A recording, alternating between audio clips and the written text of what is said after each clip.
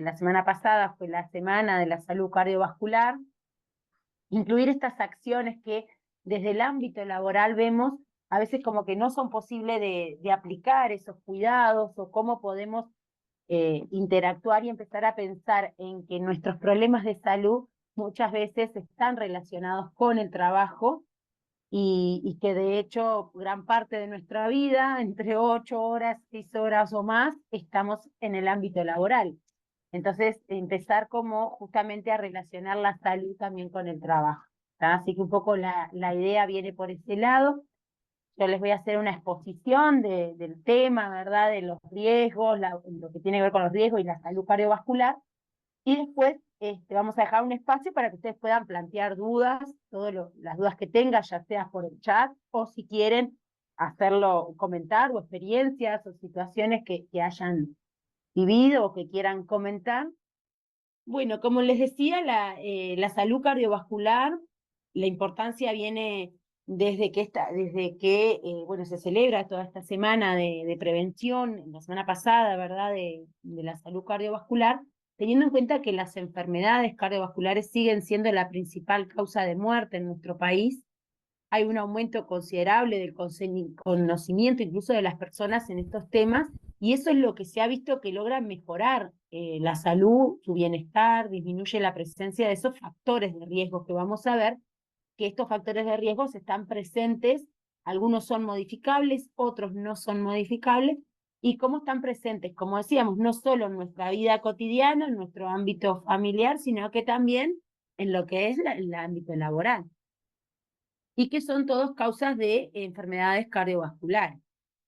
También sabemos que en Uruguay fallece un promedio de 24 personas por día a causa de patología cardiovascular, con una tendencia que ha ido descendiendo, por esto de lo que decíamos, ¿no?, de las distintas medidas de prevención que se han ido aplicando desde los distintos ámbitos para tratar justamente de llegar a una detección temprana de estas patologías y evitar la repercusión. Lo que sí estamos viendo es que cada vez estas enfermedades del aparato circulatorio, del sistema cardiovascular, afectan a personas más jóvenes. Si bien antes lo veíamos más de las personas mayores de 50, 60 años, hoy por hoy ya tenemos gente de 30 años, de 35 con infartos o con accidentes cerebrovasculares. Incluso desde la adolescencia ya se ve lesiones a nivel de estrías de colesterol en las arterias, que ya están con afectación de diabetes también, relacionadas a algunos de los problemas que tienen que ver con la alimentación, el sedentarismo y otras causas que vamos a ver que son de esas principales causas,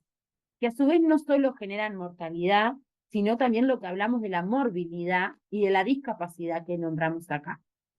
Que eso tiene que ver con la repercusión de la persona en su vida diaria e incluso en su accionar, ¿no? En después quedar limitado a algunas cosas no poder hacerlas, incluso llevan a jubilaciones prematuras por enfermedad, ¿ah?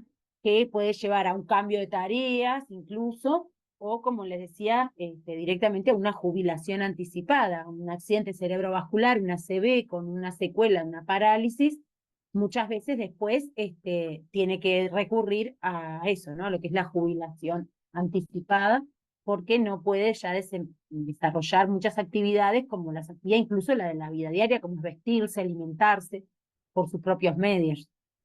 Entonces, como vemos, estas enfermedades no solo generan mortalidad, sino que también morbilidad y en personas cada vez más jóvenes. Por eso la importancia desde los ámbitos laborales también se trabaje en la prevención de estas enfermedades. Como les decía, hay factores de riesgo que hablamos de no modificables y otros que sí son modificables. ¿Por qué hablamos de esta diferencia? Porque hay cosas que no las vamos a poder cambiar. Una es, por ejemplo, la edad. Cuando la persona ya es mayor de 40 años, no lo podemos volver para atrás con la edad. Nuestro organismo sí puede repercutir a lo largo de los años de diferentes formas, esto que yo les decía, la alimentación, el sedentarismo, viene con los factores modificables que como hacen a nuestra calidad de vida durante esos años. Pero igualmente la edad la tenemos, vamos cumpliendo años todos los años y eso no lo podemos revertir. En cuanto al sexo, es más frecuente la enfermedad cardiovascular en el hombre que en la mujer. Y esto es así, tampoco lo vamos a poder modificar eso, si bien tiene que ver con un tema hormonal, y desde allí es que cuando hay algún problema, por ejemplo, relacionado en el caso de la mujer, a la menopausia, las mujeres decimos que los estrógenos nos protegen, pero hasta determinado punto. Cuando la mujer entra en la menopausia o le hacen una histerectomía, que es una cirugía de útero y de ovarios por alguna afección ginecológica, hace una menopausia prematura. Entonces ya los estrógenos que generan nuestros ovarios, por ejemplo, dejan de producirse y pasa a tener el mismo riesgo que el hombre.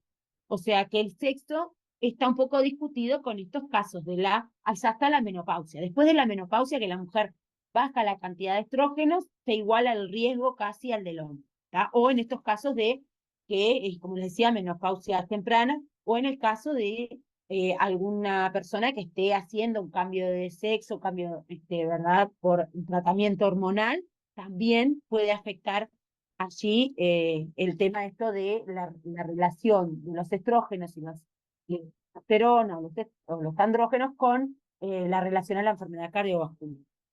Después tenemos antecedentes familiares de enfermedad cardiovascular. Hay familias enteras que tienen el antecedente de haber tenido infartos y bueno, eso no lo vamos a poder cambiar. Cuando hablamos de que un antecedente familiar es como para tener en cuenta ser un factor de riesgo, bueno, muertes prematuras, usted a menores de 55 años. Si nosotros tenemos, o infartos, como hayan muerto, que hayan tenido infartos, por ejemplo, o accidentes cerebrovasculares, familiares, nuestros padres, hermanos, tíos o abuelos que hayan tenido infartos antes de los 55 años, sean personas jóvenes. Eso consideramos que es un factor genético, digamos, y que es hereditario. Entonces, en aquellas personas que ya vienen con antecedentes de enfermedades cardiovasculares en la familia o cardiopatías, una afección cardíaca en la familia, es muy común que pueda también replicarse entre otras generaciones. ¿Ah? Por eso se considera un antecedente familiar que no lo vamos a poder modificar, entonces ya tenemos como eso en contra, ¿no? Pero lo tenemos que tener presente. Y después están los antecedentes personales de enfermedad cardíaca. O sea, la persona que ya tuvo un infarto puede volver, tiene mucha más probabilidad de tener un segundo infarto, o el que ya tuvo una ACV o una AIT, que se llama, que es un accidente isquémico transitorio a nivel cerebral, o puede pasar que tenga, ¿no?, como una parálisis un tiempo, después revierte, esa persona está más proclive a tener un segundo ACV, o en el caso de los infartos lo mismo, ¿no? Un segundo infarto, o el que hablamos de pacientes panvasculares, cuando ya todo su árbol vascular está enfermo, y entonces puede hacer un ACV, un infarto de retina, un infarto a nivel de los riñones, o sea, repercusión de todo su árbol vascular, porque ya tiene un árbol vascular enfermo. A veces uno piensa, bueno, yo ya tuve un infarto, no voy a tener nunca más. No, al contrario, tiene más probabilidad porque significa que sus arterias ya están afectadas con lo que hablamos de la arteriosclerosis, que es esa afectación de las arterias que se va produciendo a lo largo de los años, que tiene que ver con estos factores de riesgo, que muchos de ellos, como ven, y es a donde vamos a apuntar, son estos factores de riesgo modificables, o sea, en los que nosotros mismos como individuos podemos actuar, y es a los cuales nosotros, como decíamos, la edad, el sexo, los antecedentes familiares o incluso personales ya no los podemos cambiar, pero sí podemos cambiar lo que tiene que ver, por ejemplo, con la hipertensión arterial. La hipertensión arterial, vamos a ver que es una enfermedad que también es multifactorial, igual que las enfermedades cardíacas, pero muchos de esos factores sí los vamos a poder modificar, como es regular las cifras de presión arterial que nosotros tenemos. Ahora después voy a hablar un poquito más en detalle de cada una de estas patologías que tienen que ver la diabetes, que es la azúcar en sangre aumentada, el sedentarismo, ahí quedó cortado, pero perdón, es la mala alimentación, el estrés, cómo el estrés afecta, y en esto tiene mucho que ver también lo laboral, ¿no? El estrés laboral y cómo trabajamos, en qué condiciones en nuestro ámbito laboral son generadores muchas veces de estos factores de riesgo modificables. Así que ahí es donde principalmente vamos a estar trabajando.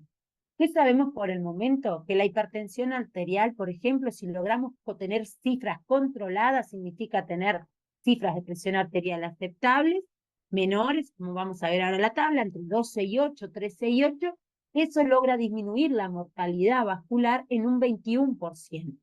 En cuanto a la enfermedad coronaria, un 14%, y en cuanto a una ACV, un accidente cerebrovascular, un 40%. O sea, fíjese en cuánto logramos disminuir la ocurrencia de una mortalidad causada por enfermedad cardiovascular, solamente logrando tener esa cifra de hipertensión arterial controlada una vez que ya tenemos el diagnóstico de hipertensión, ¿no?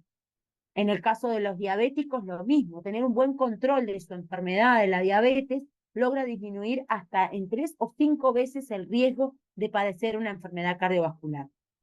Cuanto al sobrepeso y la obesidad, es lo mismo, logrando mantener un índice de masa corporal, que después vamos a ver esto cómo se calcula y qué significa, menor de 25, también logra disminuir la mortalidad y la morbilidad, ¿no? Lo que es la afectación, tener una enfermedad cardíaca. El tabaquismo, el lograr abandonar el hábito de fumar, logra disminuir el riesgo. En un primer año ya baja a la mitad la probabilidad de tener un infarto. O sea, fíjense cuánto baja, un 50%. A los 5 o 15 años de haber dejado de fumar, ya se iguala el riesgo a los no fumadores. O sea, que logramos disminuir la probabilidad de tener una enfermedad cardiovascular muchísimo, ¿verdad? Ya solo con el primer año de haber dejado de fumar. Y después lo que tiene que ver con controlar y disminuir el estrés también es otro de los factores que nos va a ayudar a poder disminuir la ocurrencia de esta enfermedad. Y como todo, si nosotros vamos sumando, si además soy, ¿no? También se suma el riesgo, soy diabético, soy hipertenso, tengo sobrepeso, tengo sedentarismo, tengo la edad, soy hombre, bueno, vamos sumando puntitos, ¿no? Y como yo les digo, después es como la lotería, vamos sumando puntos hasta que en un momento seguramente se va a manifestar esa enfermedad cardiovascular. Va a depender de todos estos factores o la combinación de todos ellos, en qué momento se puedan expresar. Pero lo que es seguro es que si no logramos controlar estos factores, en algún momento se va a expresar esa enfermedad cardiovascular. En cuanto para ver más o menos de qué hablamos cuando hablamos de hipertensión arterial, que es muy frecuente en la patología de la hipertensión, hablamos de esto, ¿no? Las últimas categorías que se manejan a nivel de la American Heart Association, o sea, que son quienes pautan un poco esa cifra, fíjense que ha ido disminuyendo, ¿verdad? Antiguamente uno pensaba que con tener 14 de presión estaba bien, o 13.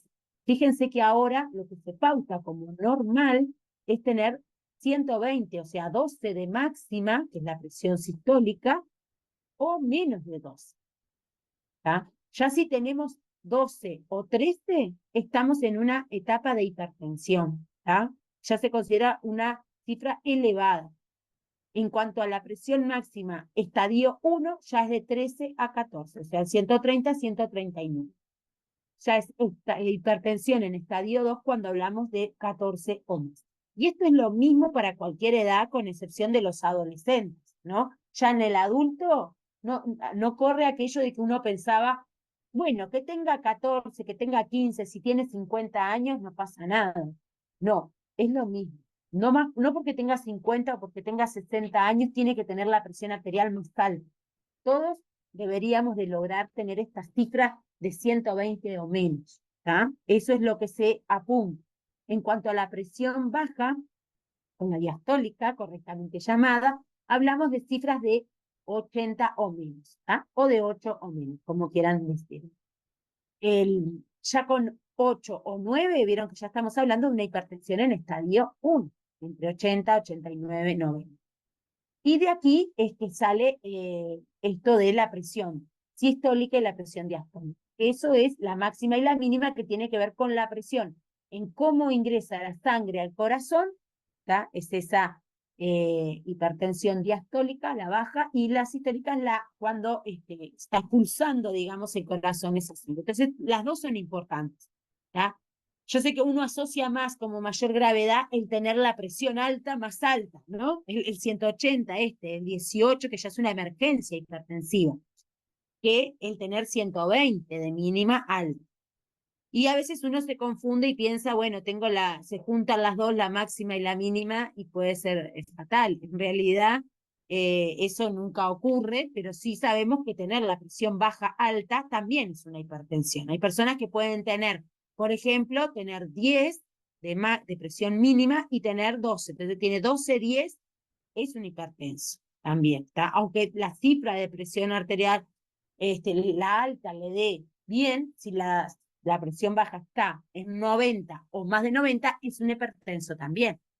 Y también hay que ver distintas formas de irla tratando, porque esta hipertensión, hablamos de tanto la hipertensión como la diabetes, van a ver que son patologías que nosotros hablamos silenciosas, o sea, porque muchas veces podemos tener la presión incluso hasta 180, que es una emergencia hipertensiva, y no tener síntomas. Hay personas que no sienten nada, ni dolor de cabeza, ni dolor en la nuca, se enteran a veces cuando van a hacerse un control o un carnet de salud y ahí les toman la presión y detectan esta cifra tan elevada.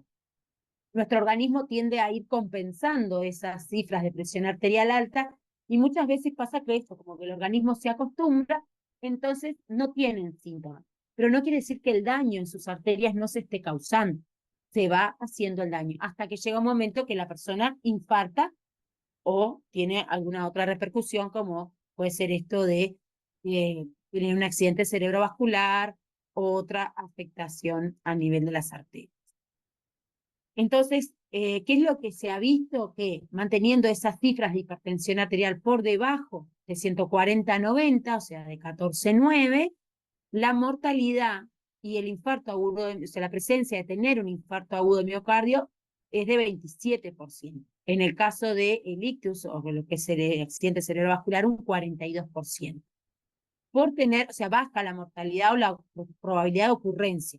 Cuando nosotros el tratamiento es eficaz, perdón, lo dije al revés, cuando es mayor a 140/90, cuando el tratamiento es eficaz y logramos esas cifras menores a 140/90, o sea, estar con una hipertensión controlada, es aquel que tiene tomando medicación o con dieta, que tratado, pero si está bien tratada, la cifra tiene que estar por debajo de 140/90.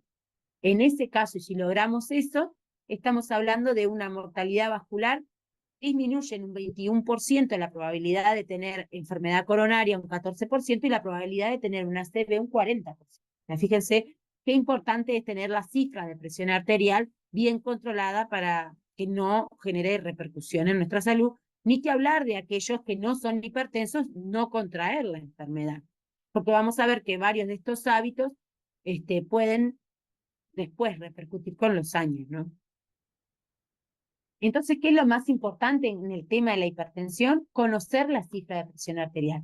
Nosotros siempre recomendamos, los médicos o lo que tiene que ver en los servicios de salud, es hacerse un control de presión arterial. Por ejemplo, cuando se hace en el carnet de salud es una vez cada 2 años. Pero si ustedes lo hicieran una vez al año, por ejemplo, es conocer cuál es su cifra. Por esto de que muchas veces son asintomáticos y no se controlan porque no saben qué cifra de presión arterial es su presión habitual. Otras personas sí tienen muy claro y dicen, no, yo siempre tengo 16, yo siempre soy de 14 o de 12/8, ¿verdad? Y hay personas que ya tienen muy claro cuál es su cifra de presión arterial y otras que no. Lo que se recomienda es conocer, o sea, cada tanto hacerse un control de presión arterial, por lo menos una vez al año, en un chequeo anual, o bueno, cada 2 años cuando hacemos el carnet de salud. Hacer ejercicios, disminuir el estrés, tomar medicación si corresponde, tomarla correctamente y ver que esté haciendo efecto, porque esa medicación a veces la estamos tomando, igual tenemos cifras mayores a 140/90. Bueno, ¿qué quiere decir? Que seguramente hay que ajustar esa medicación, hay que cambiarla o ajustar la dosis, aumentarla, disminuirla. Por eso los controles médicos periódicos también están dentro de las recomendaciones y bueno, y tratar de evitar agregar sal a las comidas con la sal que ya viene procesada. En cuanto a la hipertensión, a la diabetes, vamos a ver que es una enfermedad metabólica que está caracterizada por ese aumento del azúcar en la sangre que se conoce como hiperglucemia. El resultante de eso es una alteración de acción en toda la secreción de la insulina que se genera, ¿verdad? Así como en el dibujo, la diabetes, que puede ser requiriente de insulina, que es la diabetes tipo 1, o que se asocia generalmente desde los niños, que tiene un componente más genético, pero también está la tipo 2, que es la que adquirimos los más grandes a veces por esta alteración metabólica, y que es la diabetes tipo 2, ¿tá? Pero también se llama no insulino requiriente. Hay adultos que muchas veces, después de no lograr controlar esa diabetes, ese azúcar en sangre con pastillas, tienen la necesidad de agregar la insulina. Entonces pasan a ser insulino requirientes, ¿no? Con la repercusión que eso tiene, bueno, estarse pinchando y demás. Las complicaciones crónicas de la diabetes también afectan a nuestro árbol vascular. ¿Y cómo? Y en distintos lugares. Van a ver que afecta desde la parte visual, igual que la hipertensión, y tienen ese mecanismo sinérgico. O sea, si yo además de diabético soy hipertenso, el endotelio y las capas de mis arterias se van a ir debilitando cada vez más. Entonces eso puede afectar desde generar una ceguera por diabetes, una retinopatía diabética, y la persona puede quedar ciega por diabetes o por hipertensión también, también retinopatía hipertensiva, la enfermedad cardiovascular con un derrame cerebral, como vimos, un accidente cerebrovascular, el infarto. Y en el caso de los diabéticos, una particularidad es que la diabetes afecta a las terminaciones nerviosas. Entonces, muchas veces el diabético puede tener un infarto sin dolor. O sea, esto quiere decir que no siente dolor tan intenso como puede sentir otra persona porque es diabético. Entonces, muchas veces el diabético puede hacer un infarto sin dolor. Sentir, empieza con náuseas, ganas de ir al baño, mareado, pero no siente el dolor que siente el que no es diabético, que empieza a sentir ese dolor en el pecho, opresivo, un dolor muy intenso, con esa sensación de muerte, que el diabético puede no estar infartando y no sentir nada. Simplemente a veces una pequeña molestia o sentí algún dolor en garra a nivel del cuello que me apretaba, algo leve, un dolor, y no lo identificaba eso como tan claro como un infarto como puede pasar. También la enfermedad renal, que puede afectar los riñones, generando insuficiencia renal, incluso llevando a diálisis o, bueno, trasplantes renales, ¿no? La diabetes, igual que la hipertensión, por eso que tienen mecanismos de acción metabólico, ambas patologías, y que si tenemos las dos, bueno, se va sumando. El daño neurológico periférico que muestra acá en las manos y en los pies tiene que ver con esta pérdida de la sensibilidad que genera el daño del azúcar. Entonces, muchas veces puede pasar que las personas que son diabéticas pierden también la sensibilidad, esto que yo les decía del dolor, entonces puede tener una lesión, incluso una infección en un dedo del pie y no enterarse. Se queman a veces, por ejemplo, con el invierno, las bolsas de agua caliente, eso se les prohíbe usar a los diabéticos porque puede estarse quemando y no tiene sensibilidad, pierden la sensibilidad. Y lo mismo las lesiones de las manos. Generalmente empiezan y terminan con una amputación, como muestra allí, de los dedos del pie, por esto, una uña encarnada, una lesión que no se cura, se infecta y la persona no siente dolor, no se da cuenta de esa infección, y eso lleva a veces hasta necrosis y, bueno, que tienen que amputarle dedo del pie y después, bueno, lleva a veces hasta amputaciones más grandes de toda la pierna, ¿no? Un miembro entero, por esta pérdida de capacidad de regeneración de la piel, de los tejidos, y, bueno, a veces se hacen unas lesiones muy profundas que llevan a esa necrosis, que es la muerte celular, y, bueno, hay amputación. Y pérdida de la circulación sanguínea por esta afectación vascular que genera la diabetes. ¿Cómo podemos prevenir la diabetes? Bueno, van a ver que los mecanismos de prevención se repiten, y en varios vamos a hablar de lo mismo: realizar actividad física en forma regular, lograr y mantener un peso adecuado corporal, evitar el consumo de bebidas azucaradas, incluir las frutas y vegetales en las comidas, y que frente a la presencia de los síntomas de síndrome diabético precoz, o sea, que a nosotros nos puede orientar, es la persona que empieza a tomar mucha agua, y esto es la polidipsia, ¿tá? Tiene mucha sed, continuamente la persona siente sed, por lo tanto también viene una poliuria, o sea, orina mucho, toma mucho líquido, orina mucho y empieza a adelgazar. ¿tá? Esos tres síntomas son síntomas de, por lo menos, de una alerta a que nosotros nos puede llevar a consultar y hacernos un análisis de glicemia, ¿tá? Para ver si esa glicemia está alterada. Después tenemos controles con médico tratante, con el uso de medicación si corresponde, y, como les decía, en el carnet de salud, por ejemplo, se hace la glicemia, ¿tá? Se hace glicemia, colesterol, se hace función renal, que es la creatinina, y se les hace también control físico de toma de presión arterial. Entonces, es un elemento que a veces nos alerta si hay alguna alteración. Pero como es cada 2 años, a veces lo recomendable sería poder hacerlo una vez al año, el control, ¿no? El control en salud. Después, ¿cuándo consideramos que la diabetes está bien controlada? Si nosotros logramos tener una cifra menor a 100 miligramos por decilitro en ayuno, o sea, esto es menor a 1, ¿tá? A 100 es en estos aparatitos que son los hemoglucotes, que funcionan con una gotita de sangre que se pinchan en el dedo. Las personas que no son diabéticas es lo mismo. Si ustedes se hacen un control de glicemia, en el carnet de salud, por ejemplo, o en una rutina, la cifra tiene que ser menor a 100 miligramos por decilitro, menor a 1. ¿Tá? Eso, si tienen más de 1, a veces hay que repetir la toma, y si se repite esto 2 o 3 veces consecutivas, las cifras mayor a 1, ya podemos hablar de que hay una diabetes. A veces también se confirma el diagnóstico con otros análisis, como es la curva de glicemia. A ver, que esos son otros estudios que hay que profundizar. Y en los que ya sí sabemos que son diabéticos, además se les hace eh, la hemoglobina glicosilada, que es un valor justamente para ver si esa diabetes está controlada, si está bien la medicación, tiene que tener una cifra menor a 7%. Si tiene menos de 7 de hemoglobina glicosilada, significa que está bien controlada su diabetes. Si no, estamos hablando de que hay un descontrol y habría que ajustar medicación u otros problemas, otros de los tratamientos. En cuanto al tabaquismo, vimos que es otro de los problemas multifacéticos que afecta al individuo en todas sus dimensiones, física, psicológica, social. Se extiende a la familia y a la sociedad en su conjunto. Ahí hablamos del fumador pasivo, ¿no? El fumador activo. A los dos le va a afectar. Obviamente al que fuma le afecta mucho más, pero también si uno fuma en un ambiente cerrado, obviamente ese humo contiene muchos tóxicos que también pueden estar afectando al que lo aspira afuera, sin ser o sea, al pasivo, no al fumador pasivo.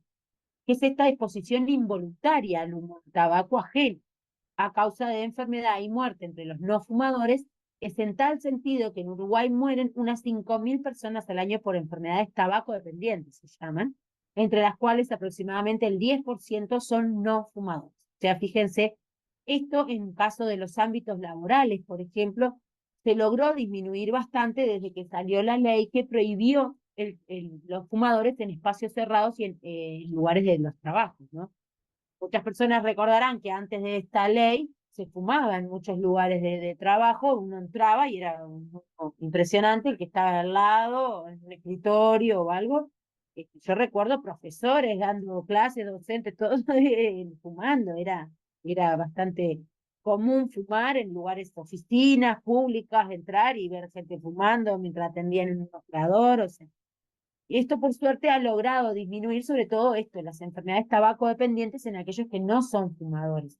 Y en los fumadores muchos han dejado de fumar por esto de que se logró penalizar, digamos, de una forma a los lugares de trabajo que no cumplieran con esa normativa. Entonces también se puso un poco más estricto y otras políticas antitabaco que han ido como el aumento del precio del cigarrillo.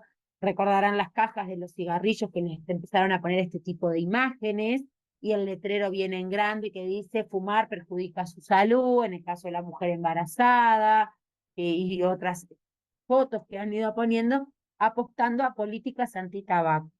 Esas políticas son necesarias porque, como ven, como en este caso, logramos, por ejemplo, disminuir la exposición de los no fumadores a ese humo de tabaco ajeno. Y desde ahí es lo que queremos seguir trabajando, ¿no? Desde también en lo laboral, cuánto influye esto de no estar expuesto a uno de los factores de riesgo como era el humo de tabaco. Para que ustedes tengan una idea, yo puse una fotito, por ejemplo, de los pulmones de una persona no fumadora, bien rosaditos, bien perfundidos, bien sanos, flexibles los pulmones. Para que se hagan una idea, es como si fuera, como si fuera como plástico, digamos, como si fuera un globo, que nosotros se infla y justamente llena esa capacidad funcional respiratoria. Cuando se llena del humo de tabaco, que empieza a quedar de este color más negrito, es porque pierde esa flexibilidad, empieza a quedar más rígido, entonces cada vez ingresa a Buenos Aires y sale, empieza a atrapar, y ahí es que se producen lo que llaman las enfermedades, como puede ser el EPOC, que es la enfermedad pulmonar obstructiva crónica, y también repercute en nuestro corazón, que lo hace trabajar muchísimo más para poder llegar a mandarle, al aumentar la presión pulmonar, bueno, se generan un desequilibrio allí de presiones y hace que nuestro corazón también terminamos teniendo una insuficiencia cardíaca por la enfermedad pulmonar. Entonces, hay un 80% de las muertes por enfermedad pulmonar obstructiva crónica, que es esto del EPOC. Hay un 40% de estas muertes por enfermedad cardiovascular precoz, por esta afectación también a nivel del corazón, y 30% de las muertes que llegan a patologías por cáncer derivados del tabaquismo. O sea que, como ven, influye también, todos estos factores de riesgo van combinados. Para que se hagan de cuenta, ya hablamos de que el dejar de fumar al año disminuía el 50% de la mortalidad, ¿se acuerdan de en general? Bueno, ya a los 20 minutos, después de que dejamos de fumar el último cigarro, la presión arterial y el ritmo cardíaco comienza a normalizarse. Esto es como para uno tomar en cuenta que después de ese último cigarrillo, ¿cómo sigue nuestro organismo? Por el contrario, cuando nosotros fumamos, vieron que si le van a tomar la presión arterial a alguien, generalmente pedimos que estén 5 a 10 minutos sentados previamente, no haber fumado, no haber tomado café o no haber consumido ningún otro estimulante. ¿Por qué? Porque de hecho los compuestos del tabaco y todo generan eso, como una suba de las cifras de presión arterial y de la frecuencia cardíaca también. Por lo tanto, a los 20 minutos después de haber cesado, de haber fumado su último cigarrillo, ya logramos disminuir la cifra de presión arterial y también la frecuencia cardíaca. A las 8 horas de último cigarrillo, los niveles de nicotina y monóxido de carbono en la sangre se reduce a la mitad y el oxígeno se aproxima al normal. O sea que a las 8 horas ya también tenemos beneficios. Hay que hablar que a las 24 horas después de haber fumado ese último cigarro, disminuye el riesgo de infarto de miocardio y los pulmones empiezan a remover la mucosidad. Por eso muchas veces van a escuchar que personas dicen yo dejé de fumar y empecé con una tos muy importante y es porque, bueno, justamente lo que hacen nuestros pulmones es empezar como a remover toda esta mucosidad que se va generando y como que moviliza para ir, como decimos vulgarmente, a veces limpiando los pulmones, ¿verdad? Y eso es real, va pasando, se va generando una movilización desde nuestros pulmones para poder remover toda esa mucosidad. A las 48 horas después se recupera la capacidad de oler y saborear. Nosotros no nos damos cuenta cuántos sabores nos perdemos si fumamos. Los confumadores podrán después notar el cambio si llegan hasta 48 horas sin fumar, van a ver que se logra apreciar mejor los sabores, porque generalmente el problema es que se va como afectando nuestro aparato olfatorio también con el tema del tabaquismo. Y ya a las 48 horas, fíjense que la nicotina de nuestro organismo desaparece. Igualmente, lo que es la adicción a la nicotina sigue hasta por 2 semanas más, hasta 15 días la adicción a la nicotina, o sea, nuestro organismo va a pedir nicotina, porque es una adicción física también, no es solo psicológica, es una adicción física y real a la nicotina, o sea que por eso es muy difícil dejar de fumar. De hecho hay que hacer programas para cesación de tabaquismo y muchas recaídas a veces hasta que la persona deja de fumar. No es algo tan fácil así como lo hablamos, pero es para que tengan una idea. Así van a ir viendo que 15 días después o hasta 3 a 6 meses después ya aumenta la capacidad de resistencia a las infecciones, se consolida la conducta del no fumador en una vida cotidiana. Y bueno, y esto es como un ciclo, porque después puede pasar que tenga una recaída, vuelvo a fumar. Así que como vemos, para dejar de fumar hay que ir varios pasos. Primero prepararse, pedir ayuda, obtener medicamentos, hay chicles de nicotina, hay medicación que también a veces hay que tomar para bajar un poco la ansiedad, se da medicación y hay distintos programas para cesar el tabaquismo que hay que trabajarlo. Por suerte, en la mayoría de los centros asistenciales o en las mutualistas hay policlínicas específicas de cesación de tabaquismo que trabajan y lo ideal es en un equipo multidisciplinario con nutricionistas, con con médicos, psicólogos, psiquiatras, para esto, ¿no? Recetar medicación, a veces ansiolítico y demás. Lo otro que hablamos como factor de riesgo era la obesidad. El 54% de la población adulta, esto para que tengan idea, datos, ¿no? Alcanza o excede el índice de masa corporal. Hablamos de que un índice de masa corporal por encima de 25. ¿Cómo se calcula ese índice de masa corporal? Es el peso sobre la talla o la altura al cuadrado. ¿Tá? Y el 20% del índice de masa corporal, más, cuando es mayor a 30, ya estamos hablando de una obesidad, en el cual 1 de cada 2 adultos uruguayos padece sobrepeso u obesidad y 1 de 5 es obeso. O sea, es bastante frecuente en los problemas de la obesidad. ¿Cómo saber entonces el peso adecuado? Acá yo les puse una tablita que van a poder ver rápidamente.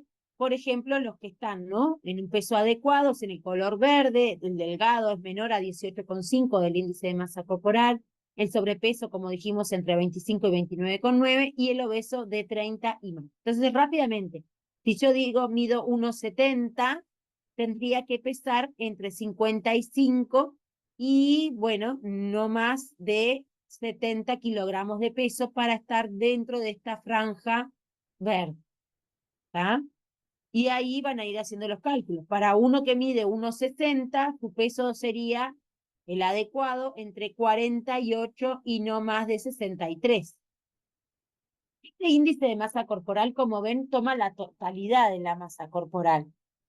Esto requiere, en el caso que nos dé, por ejemplo, sobrepeso, en este color amarillito o en el caso de la obesidad, consultas con nutricionistas que después irán trabajando, porque ese índice general está compuesto en nuestro organismo no solo de masa ósea, que sabemos que decimos, sí, me pesan los huesos, sí, hay una masa ósea, hay una masa grasa, que es componente graso en nuestro organismo, cuánto de eso puede ser que estemos reteniendo líquidos, o puede ser que tengamos mucha masa muscular. La masa muscular pesa más que la masa grasa.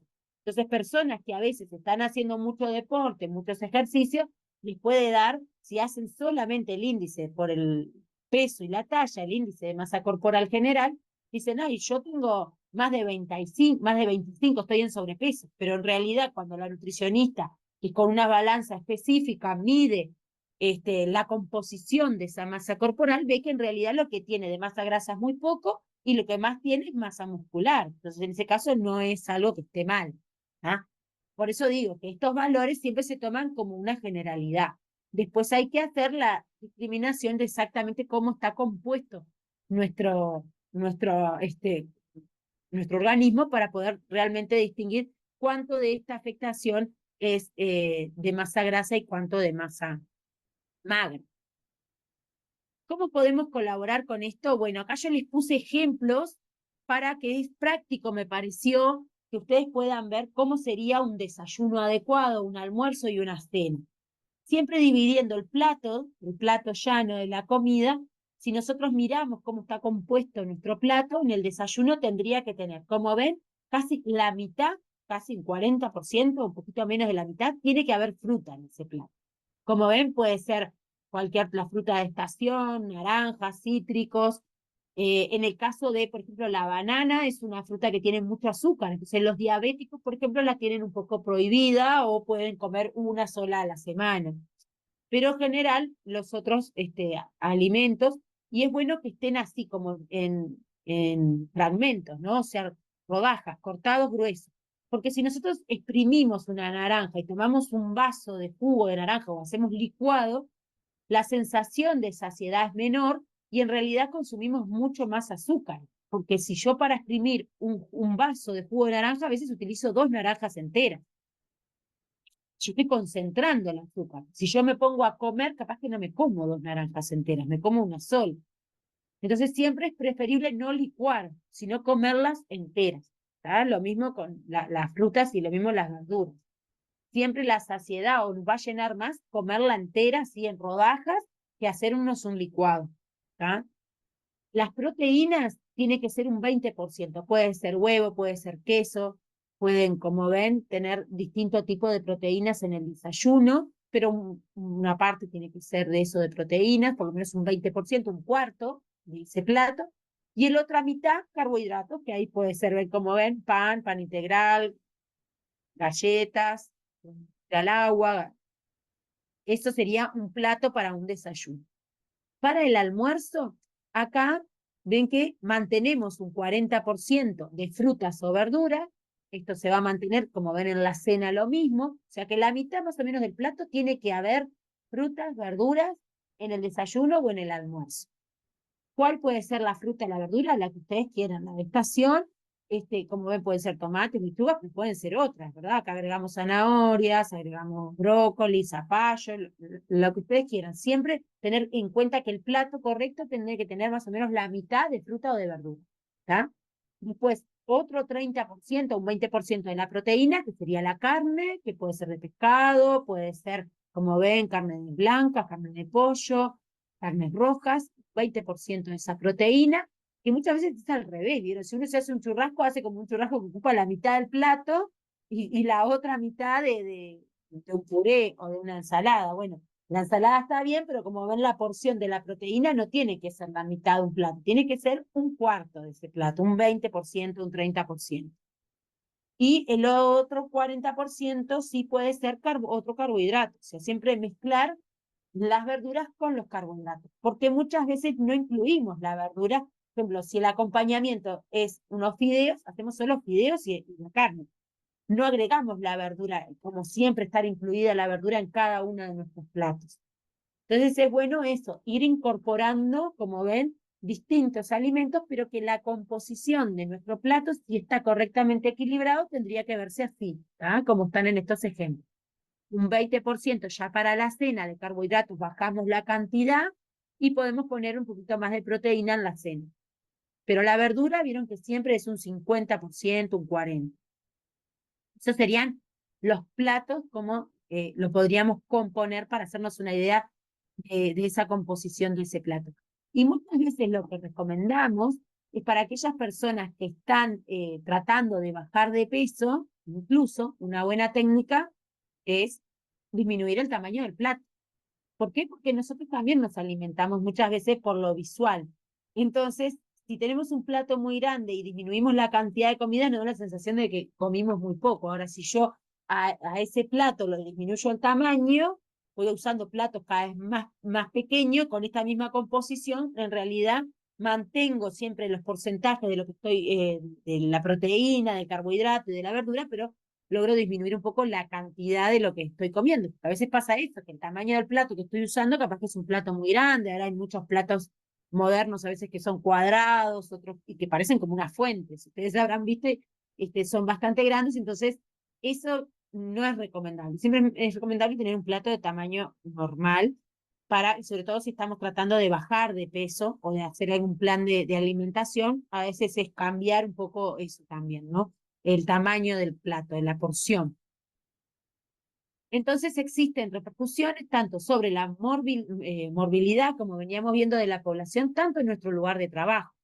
Y esto que a veces lo aplicamos en nuestro ámbito personal, también al momento del trabajo. Van a ver que muchas veces en los trabajos, ¿qué es lo que nos pasa? A la mayoría es que trabajamos muchas horas, al mediodía no respetamos los horarios del almuerzo, entonces nos salteamos el almuerzo y ya a veces es merienda almuerzo a las 4 o 5 de la tarde, o la cena ya la hacemos como a las 10, a las 11 de la noche, o al revés, salteamos directamente el almuerzo y pasamos directo a la cena. Eso tiene mucho que ver con el tema de la organización de la tarea, y vamos a ver que desde nuestro lugar de trabajo hablamos de factores de riesgo de origen laboral que tienen que ver con los agentes químicos, incluso a los que podemos estar expuestos más en nuestra industria química, lo que es biológicos, una afectación por gripes, por enfermedades, factores físicos y los psicosociales. En los psicosociales vamos a ver que habla mucho de la repercusión de la organización de la tarea, del estrés, de los tiempos de descanso y de cómo nosotros muchas veces, como dijimos, esto nos lleva a un estrés que no solo repercute por sí el estrés, sino porque nos cambia toda nuestra metabolismo también por esto de que no comemos o comemos mal o no desayunamos, a veces porque para llegar en hora no nos da el tiempo, nos vamos como salteando comidas. Y las colaciones que son fundamentales también, por lo menos hacer las 4 comidas, desayuno, almuerzo, merienda y cena, y en el medio alguna colación, sobre todo los que son diabéticos, que cada 3 horas es recomendable que coman una fruta, una barrita de cereal, puede ser una sopa, que pueden hacer una sopa, sí, ahí sí, licuada para llevarse al trabajo, para tener, justamente generando, si nosotros logramos mantener una alimentación con las 4 comidas y cada 3 horas una colación, van a ver que en realidad comen menos. Porque lo que nos pasa a la mayoría de las personas es que si nos salteamos alguna comida, quedamos con mucha hambre, entonces cuando llega la hora del almuerzo o de la cena, comen todo, o sea, directamente porque no estuvimos muchas horas en un ayuno prolongado y que después eso nos puede llevar a tener esta repercusión de comer mucho y que nuestro organismo le va a costar más digerir una gran cantidad de comida, que si yo cada 3 horas le estoy dando un poquito de comida, lo va a digerir mejor y eso nos va a evitar el sobrepeso también generado por esa alimentación, que a veces como poco, pero ¿cómo comes? Porque si yo como sano, no como frituras, no como nada, pero igual no logra adelgazar. Bueno, muchas veces tiene que ver por esta distribución de a lo largo del día, cómo comemos. Y ahí es donde entra en juego nuestro lugar de trabajo. En nuestro lugar de trabajo, ¿qué posibilidad tenemos de tener la costumbre o de tener el acceso a llevarnos una viandita con colaciones o tener un lugar donde poder comer, donde poder calentar la comida o de sentarnos y tener esa media hora para sentarnos a comer? Esto es sobre lo que hablamos sobre los lugares de bienestar y de la organización de la tarea. De ahí es que, bueno, en nuestro lugar de trabajo, como decíamos, los principales factores de riesgo a nivel laboral pueden suponer en cuanto a eso, ¿no? Los trabajos por turno, o sea, los que trabajan en el turno nocturno, nuestro metabolismo es distinto a lo largo de la noche, entonces también metaboliza distinto nuestro organismo la comida. Por eso que en la noche deberíamos de, como ven, bajar un poco la cantidad de carbohidratos y aumentar un poco más las proteínas y las frutas y verduras, que es lo que más aumenta en el turno para los que trabajan en el turno nocturno. Entonces, esa patología cardiovascular y estas condiciones de trabajo desfavorables con estos riesgos que pueden estar presentes sobre el sobreesfuerzo, la carga física a nivel cardiovascular, las características generales del lugar de trabajo que hacen, por ejemplo, a la afectación en estos riesgos psicosociales que estábamos hablando.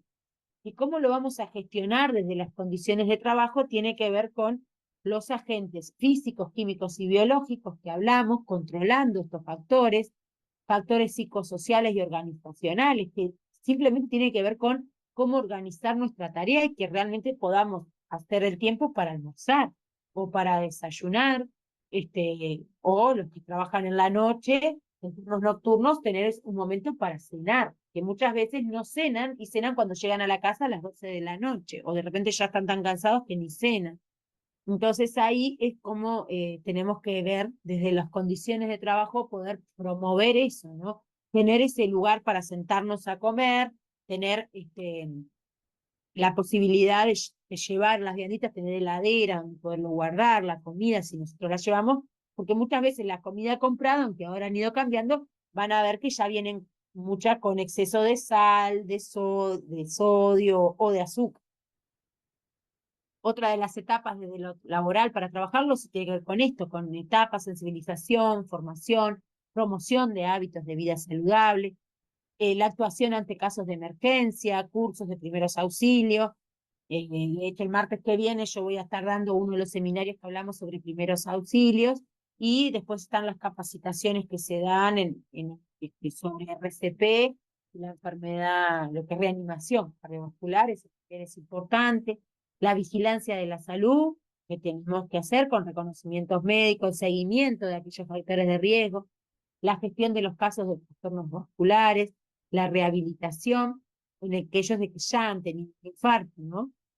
Y la adaptación al puesto de trabajo. Hemos tenido trabajadores que los vemos en el servicio médico ya en junta médica porque tienen una afección cardíaca o pulmonar que, por ejemplo, no puede porque se agita, se fatiga, o una secuela de un infarto en donde la persona, si hacía, por ejemplo, una tarea de esfuerzo, una auxiliar de servicio, tiene que cambiar su tarea, o sea, no puede hacerla porque el rendimiento no puede, su capacidad funcional pulmonar y cardíaca, no puede hacer esa tarea de tanto esfuerzo, entonces lleva adaptaciones, ya sea del cambio de puesto de trabajo o adaptación en el mismo puesto de trabajo para que pueda seguir adelante o incluso lleva a la incapacidad y a la jubilación prematura por problemas cardíacos. Eso también puede pasar.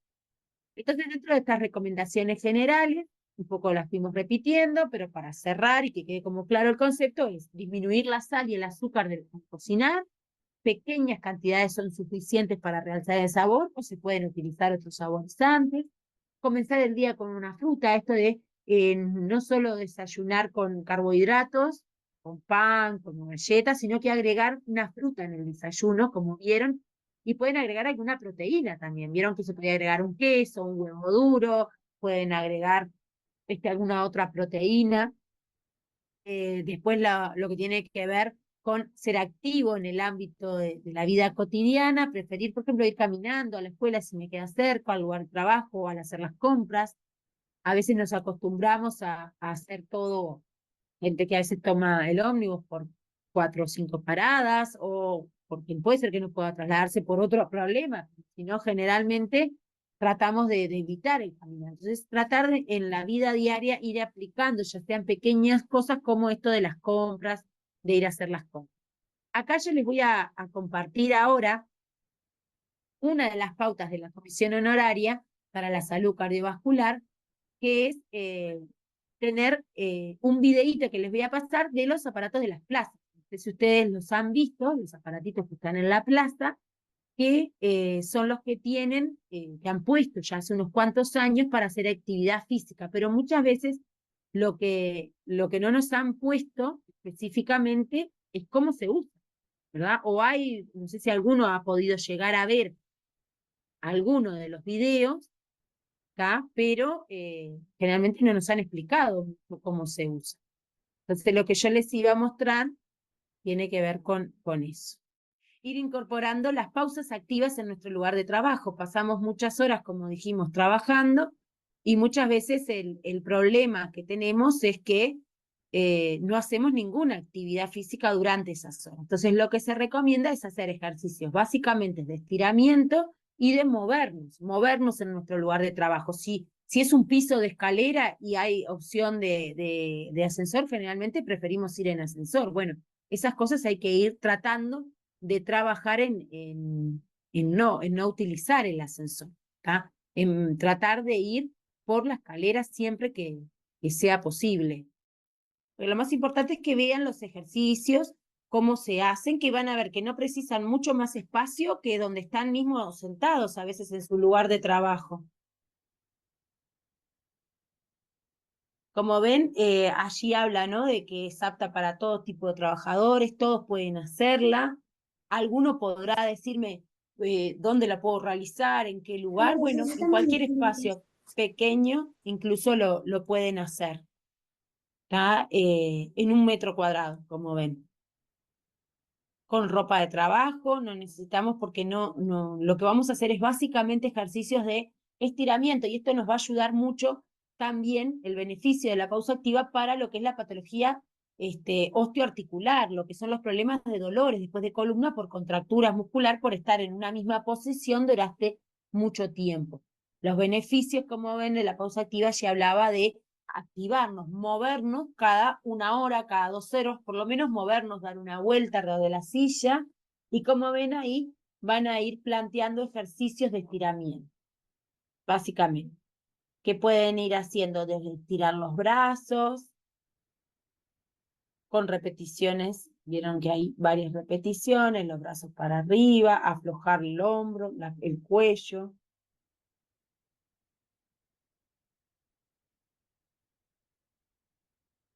Para el otro costado. Siempre es conveniente empezar de arriba hacia abajo como para tener ese orden. Empiezo con el estiramiento de la columna cervical, los brazos, la cabeza, y después van a ver unas 5 o 6 repeticiones, y después vieron qué pasa a los músculos del dorso de la espalda, ¿verdad?, recostado hacia un lado, hacia el otro lado, y también hace de 5 a 6 repeticiones, como vieron, de cada uno de estos ejercicios. Ve que estira para un lado, estira para el otro.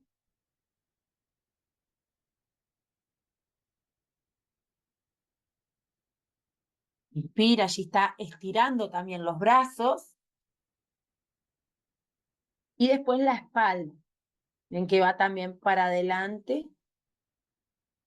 Y como ven, van alternando, no tienen que hacerlo todos a la vez. Puede ser un compañero haciéndolo mientras el otro hace la pausa. No es que tengan que parar todos juntos.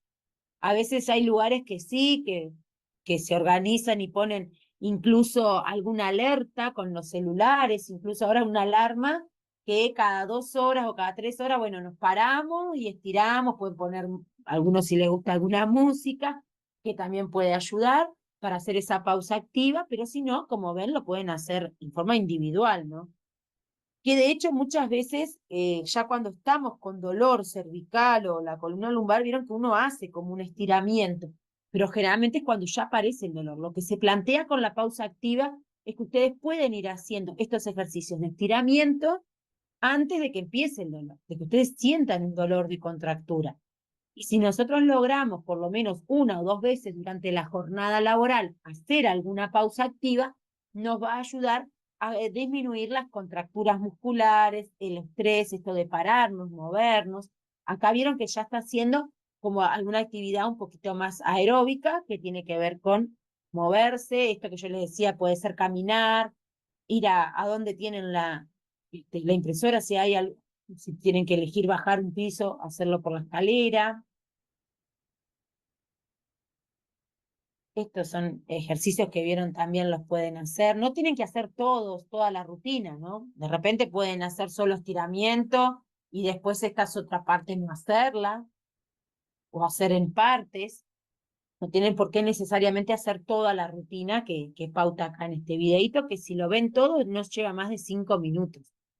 En 5 minutos 49, o sea, no llega a 6 minutos lo que lleva a hacer esta rutina. Pero a veces, al principio nos puede costar un poco más y pueden no hacerla o optar, como les decía, para hacerla alternada, o a veces si están en una oficina que pueden combinar con los compañeros, también es bueno porque genera un momento de distensión, este, pero por lo menos hacerlo 1 o 2 veces durante las jornadas laborales de 8 horas, ¿no? Que uno no se da cuenta y cuando termina el día se levanta con dolor. A su vez, en aquellos trabajadores que hacen tareas de fuerza, como, como puede ser, como les decía, auxiliares de servicio y eso, no sé, los compañeros que están ahora conectados, lo que nosotros recomendamos es además agregar una entrada en calor, un ejercicio un poquito como una caminata, en entrada de unos 5 minutos, previo al empezar la tarea de esfuerzo y el estiramiento al finalizar la tarea, además de la pausa activa en el medio, ¿no? Ven que acá también les va a plantear otras opciones como levantarse 5 minutos por cada hora sentado, elegir usar escalera en vez de ascensor, ir a hablar con compañeros de trabajo personalmente en vez de llamar o enviar un mail. A veces se mandan un mail o un WhatsApp y están de un lado a otro, de un salón a otro, de una oficina a otra. Tener reuniones de pie o caminando, estas son cosas medias innovadoras que muchos no se han hecho, la mayoría de las reuniones son sentados, pero también se podría implementar. Ir a buscar el almuerzo caminando en lugar de lo que son los delivery, llamar y que te lo traigan, atender el teléfono de pie o caminando. Esas son otras estrategias que van planteando dentro del lugar de trabajo también, cuando, si es posible, a veces por tema de seguridad, a veces no lo podemos hacer, pero si van, por ejemplo, en el ómnibus, lo que recomendamos es bajarse una parada antes de llegar al lugar de trabajo o bajarse una parada después. Y después pueden irlo aumentando, porque también tendemos a bajarnos en la que nos queda más cerca para caminar menos. Claro, a veces a la entrada nos pasa que en la vorágine que llegamos, no llegar tarde y llegar en hora y todo eso, no nos bajamos una parada antes o hace mucho frío, ¿verdad? O está lloviendo, bueno, obviamente no lo vamos a hacer. Son pequeñas cositas que podemos implementar. Si salimos, a la salida lo mismo, podemos salir ir y tomarnos el ómnibus, no en la parada más cercana, sino una más lejos, y después irlo aumentando, ¿no? Primero llego hasta una parada, después, capaz que al mes me animo a caminar un poco más y ya me lo tomo en la segunda o en la tercera parada. Lo que se recomienda a nivel de la salud cardiovascular, hablamos de hacer por lo menos, vamos a ver, unos 15 a 30 minutos de actividad física por día. que no tiene por qué ser 30 minutos de corrido, puede ser 15 minutos en la mañana y 15 minutos en la tarde, que puede ser esto, la caminata hasta llegar a nuestro lugar de trabajo. Y con eso ya vamos contribuyendo a disminuir la afección cardiovascular, o caminar también dentro de nuestro lugar de trabajo. Esto de caminar, ir, venir, bajar, subir las escaleras, no tener todo tan a mano como a veces tenemos. Y este es el otro video que les iba a mostrar sobre, que también dura unos 5 minutos, con 32, para que vean un ejemplo de una rutina que pueden hacer con los aparatos que están en la plaza. También, como ven, son videos de la Comisión Horaria. Estos son los aparatos, ¿verdad?, que están en la mayoría de los lugares. A veces tenemos algunos cerca. Son aptos para todas las edades. Se adaptan al tiempo, cada uno lo puede hacer en el tiempo que pueda. Hacer esta rutina 1 a 2 veces por semana sería bueno. Como ven, pueden ir caminando, que les quede cerca. Bueno, ya están haciendo la actividad en llegar a la plaza. Ya hacen esa caminata solamente en llegar, y eso se puede considerar como una entrada en calor, el llegar. Porque el llegar en un auto, parar enfrente a la plaza donde están los aparatos y ponerme a hacer, estoy que en frío. Tendría que, si no llego caminando al lugar, porque me queda muy lejos, puedo llegar con el auto, pero hacer unos 5 o 10 minutos de entrada en calor. Ahí van a ver que después tienen ejercicios aeróbicos, como son estos que son caminadores, que logran activar la respiración y tienen esa función de movilizar las piernas de miembros inferiores.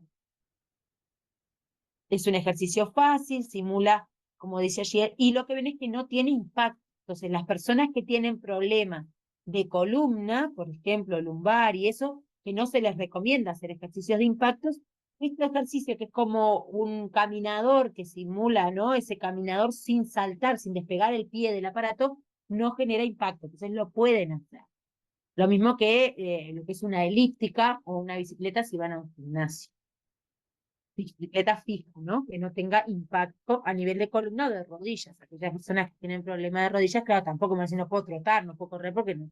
Bueno, hacerlos, y esto es muestra, ¿no? Otros que trabajan pulsos las piernas, también ejercicios de miembros superiores, pueden alternar algunos. ¿Ves? Estos trabajan lo que tiene que ver con músculo de los brazos y antebrazos. Como les decía, a veces al principio, la primera vez, ustedes no van a hacer toda la rutina de todos los aparatos. Bueno, van de a poco, de a poquito, progresivo, gradual. Cada uno lo puede ir haciendo a su ritmo. Puede hacer una vez, hace capaz 2 repeticiones, ya quedó agotado. La próxima intenta hacer una más y hace 3. A la próxima puede intentar y hacer 4 repeticiones, y cuando quieran acordar están haciendo 8 a 10 repeticiones de cada ejercicio en cada uno de los aparatos. Pero es gradual, no es que de un día para el otro. ¿Tá? Y acá están los diferentes tipos. Ven que está el elíptico, el caminador, que son distintos aparatos y nos van a ayudar a ir reforzando esa masa muscular. Que, como les decía, es gradual, no va a ir empezando de a poco a hacer. Hay variantes, pueden hacerlo con una sola pierna, con las 2 piernas, o ir alternando una pierna y la otra.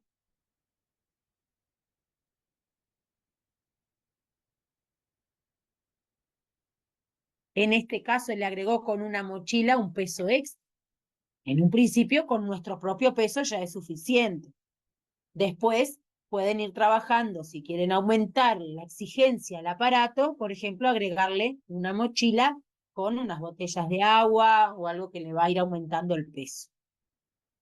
Otra variante puede ser subir y bajar lentamente, o con un brazo, ya es mucho más, ¿no? Eso es como ir graduando hasta ir generando un mayor fortalecimiento de los músculos, o sea, para que ustedes vean que se puede.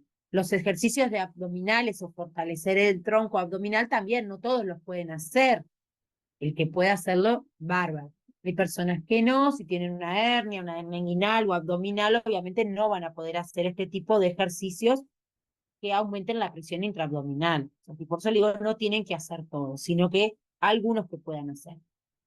Lo que es ejercicios de flexibilidad, utilizar el caminador, el equipo de giro cintura, rotación, ahí va, sin rotación de columna. Vieron que se tiene que mover toda entera. Hay algunos que hablan de coordinación y de fuerza. Y vieron que habla de repetir ese circuito 1 o 2 veces. Realizarlos en forma frecuente, como yo les decía, 2 o 3 veces por semana. También hay que tener en cuenta la hidratación, hidratarse mucho y, por ejemplo, ahora cuando empieza el calor, no ir al mediodía, a las 12 del mediodía. Pues, siempre lo recomendable es a primera hora de la mañana, si está el sol muy fuerte, o en la tardecita, que está más, que hace menos impacto del sol, porque también a veces ya están puestos en lugares que están muy al sol. Y claro, y consejos prácticos también a aquellas personas que si van a algún gimnasio o en un lugar ya pueden pautar bien cómo hacer este tipo de ejercicios que sí tienen un desgaste mayor, va a ser mejor que vayan con ropa cómoda, un calzado deportivo, realizar una entrada en calor y el estiramiento al final, cuidando la postura de a poco, como yo decía, progresando, combinando aeróbico, fuerza, movimiento, hidratarse y acompañarlo todo de una alimentación saludable. ¿Ah? Eso era un poco lo que les quería mostrar, que como ven hay cosas que podemos hacer desde, desde nuestro lugar de trabajo también, que como les decía, la pausa activa o fuera del ámbito laboral, algunos videos que también están ahora más a la mano, estos aparatos que están en las clases. ¿Ah? Y como ven, todos estos factores de riesgo están relacionados con lo laboral también. Entonces hay que tratar de irlo, con un poquito irlo mechando también en los horarios dentro de nuestro lugar de trabajo, irle agregando estos ejercicios de pausas activas, de la alimentación, si no tienen justamente un lugar para comer o capaz ustedes mismos pueden llevar la comida, si tienen heladera, si no tienen, bueno, cómo gestionarlo eso, de tener áreas de bienestar para poder alimentarse correctamente y tomarse el tiempo necesario para también pensar en esto de hacer alguna pausa activa para estirar durante la jornada laboral. Bueno, hasta acá era un poco la parte teórica. Después, si ustedes tienen dudas, quieran preguntar algo, muchas gracias a todos los que se conectaron.